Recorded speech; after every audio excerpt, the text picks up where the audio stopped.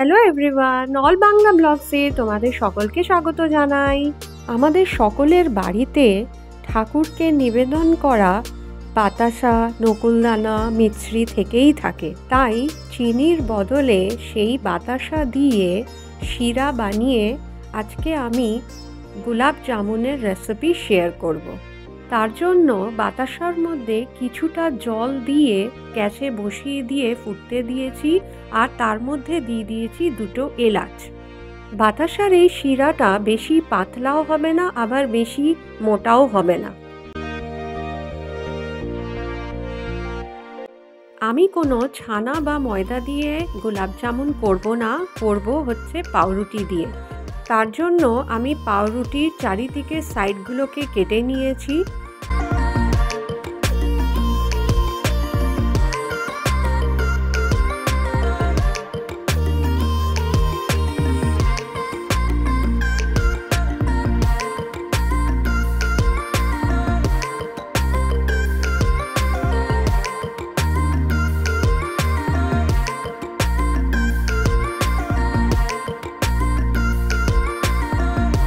স্লাইসের এই ব্রাউন অংশগুলো আমি কিছুই রাখবো না, এতে গোলাপ জামুন ফেটে যাওয়ার ভয় থাকে।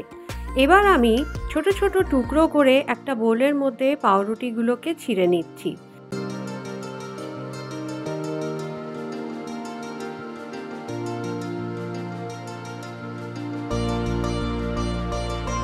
ছিঁড়ে নেওয়ার পর এবার আমি একটু একটু করে দুধ দিয়ে পাউরুটিটাকে মেখে নেব।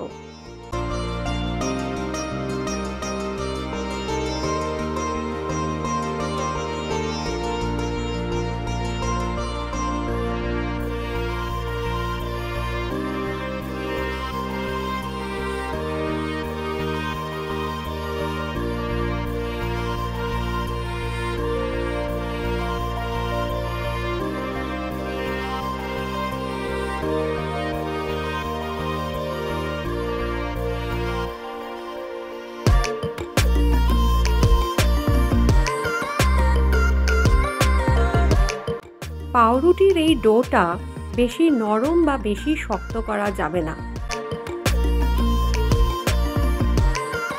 এবার আমি ছোট ছোট লেচি করে নিয়ে বলস বানাবো।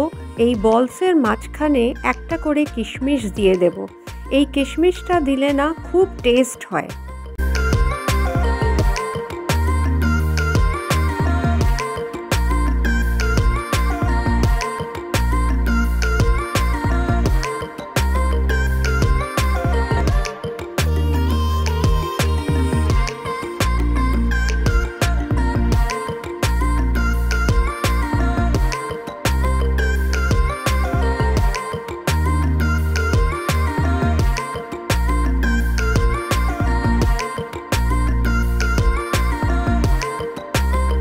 গোলাপ জামুনের জন্য এই ছোট ছোট বলস আমার রেডি করা হয়ে গেছে। এবার কড়াইতে বেশ কিছুটা তেল দিয়ে বলসগুলো ডিপ ফ্রাই করে নেব।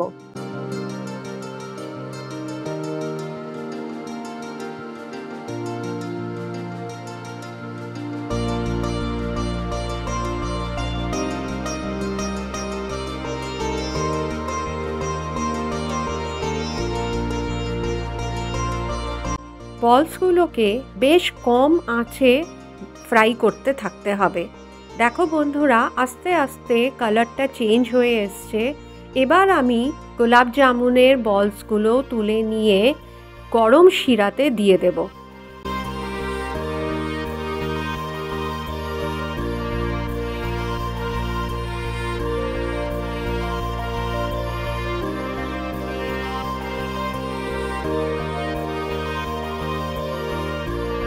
বলসগুলো দিয়ে দেওয়ার পর শিরাটাকে একটু ফুটতে দেব।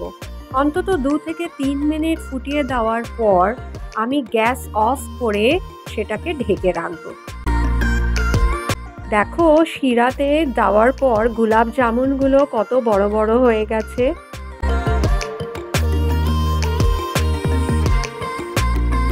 দেখো, ভেতরটাও খুব সফট হয়েছে, আর খেতেও কিন্তু খুব টেস্টি হয়েছে।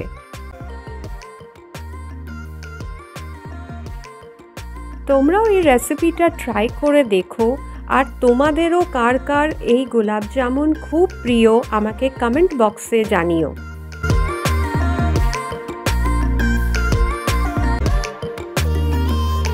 ও হ্যাঁ, আরেকটা কথা বলি, পাউরুটির সাইডগুলো যে আমি কেটে রেখেছিলাম সেটা আমি ফেলবো না, সেটা আমি মিক্সিতে গ্রাইন্ড করে ব্রেড ক্রাম্বস করে রাখবো, যাতে পরবর্তীকালে আমরা কোনো কাটলেট বা স্ন্যাক্স বানাতে ইউজ করতে পারি।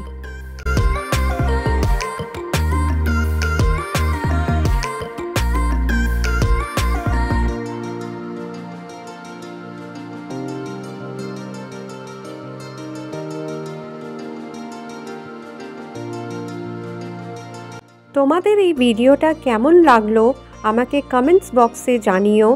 লাইক, শেয়ার, সাবস্ক্রাইব করতে ভুলো না। দেখা হচ্ছে পরের নতুন ব্লগে।